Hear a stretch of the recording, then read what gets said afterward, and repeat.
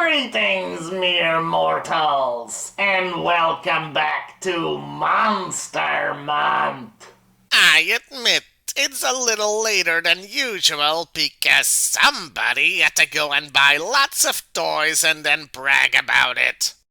Well, if he can encroach on my turf, I can do the same. We've long ago run out of G.I.Joe figures for Monster Month, but what we can do is rank them. So today we're ranking all G.I.Joe figures that have been on Monster Month. Though these tiers will be a bit different. Instead of the highest tier being called best, it's called cool and monstrous. Because figures don't just need to be great, but they must embody horror too. Good is still good though. There's no weird tier because every single entry on this list would qualify for that. Instead of bland, there's lame. For when an idea is just meh. Then there's just bad and the worst. Oh, and the very bottom tier is called Globulous, because it is reserved for Globulous. Yes, let's get this one out of the way nice and early. Globby is the worst of the worst, and as a reward gets a tier just to himself. See the 1987 tier list for more information.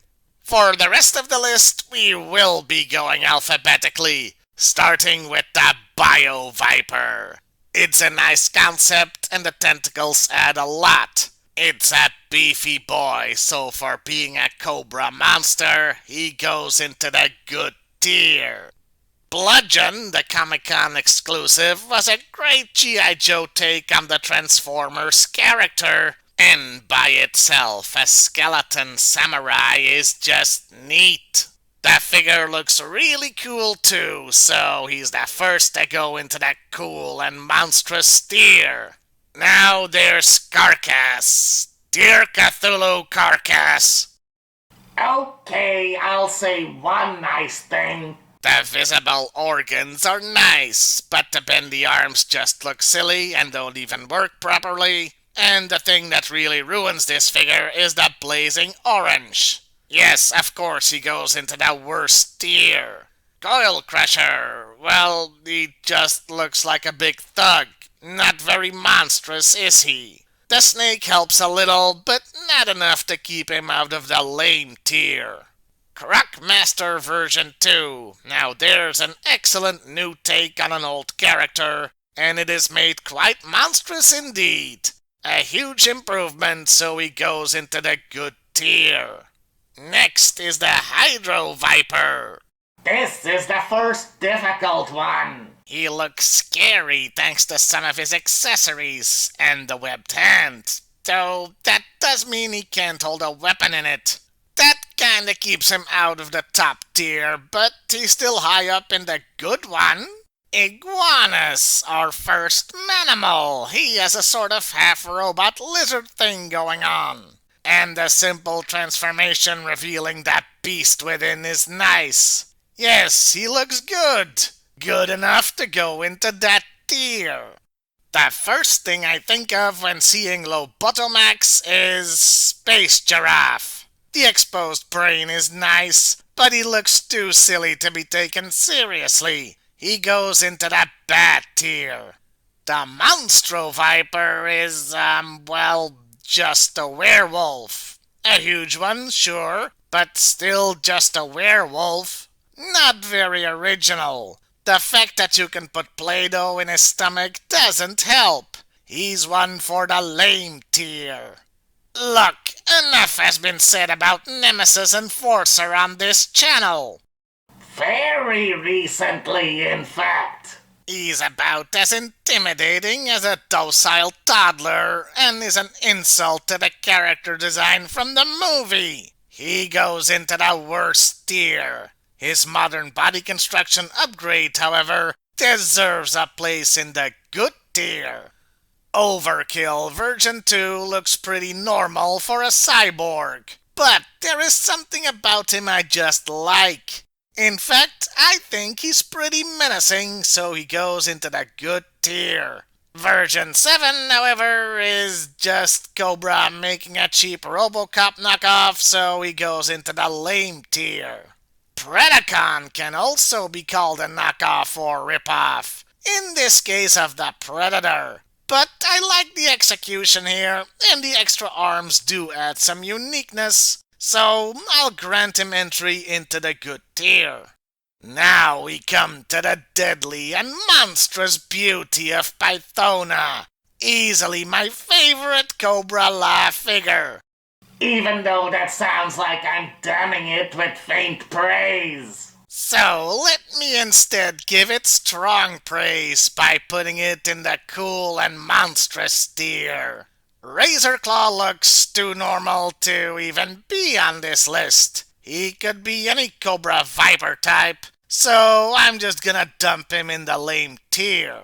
The Cobra La Royal Guard was another difficult one. My first instinct was to drop him into the worst tier and be done with it, but the figure doesn't quite deserve that.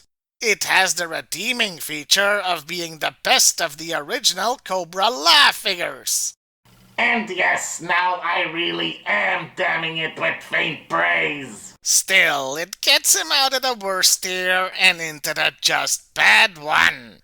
The Sand Scorpion is a pretty neat monstrous update of the Desert Scorpion and had some neat accessories. A very nice addition to Valor vs. Venom, so he goes into the good tier. Skullbuster, look, it's just a repainted Range Viper. The only reason it was ever on Monster Month is because the helmet is shaped like a skull, and the file card implied he was a cannibal. We were kinda scraping the bottom of the barrel idea-wise for that one. So let's just quietly put him in the lame tier and forget this ever happened, okay? Although he's a manimal, so not part of Cobra, Slythor would make a pretty good Cobra monster. I mean, a snakehead comes slithering out of his chest. He's definitely the coolest manimal, so goes into the good tier. Swamp Rat is kinda in the same boat as Scoil Crusher and Razorclaw. Not very monstrous. These really only made Monster Month because they were venomized, so Swamp Rat joins them in the lame tier. Now here's a tragedy. The Toxo Zombie. It could have been great. That face sculpt is very monstrous, but they completely ruined the figure with that color scheme. It looks like radioactive vomit, and not in a good way. Yes, definitely one for the worst list. If you want to see this done right, try to get your hands on the 2014 convention exclusive version. I'll admit, I've been pretty harsh on Valor vs. Venom today. But that changes right now with Venomous Maximus. A gruesome-looking Hulk that is in fact a mutated General Hawk. It's an awesome figure and goes into the cool and monstrous tier. Warwolf is, just some guy. Nothing really scary about that. The transformation is okay, but reminds me too much of Venom. So much, in fact, I think Eddie Brock could sue. Yeah, just lame. And now we come to the frightful finale. The Zombie Viper. Okay, a zombie isn't that original either, but this decaying devil is pretty damn great and a fitting end to this list. We didn't have to mess with the alphabet this time. He deserves a place in the top tier. And there you have it. I've made the list and checked it twice, and nobody on here turned out to be nice. Some of them turned out to be pretty gruesome and monstrous, though. Until next time, mere mortals. And remember, like, share, and subscribe. Or I just might put you on my list.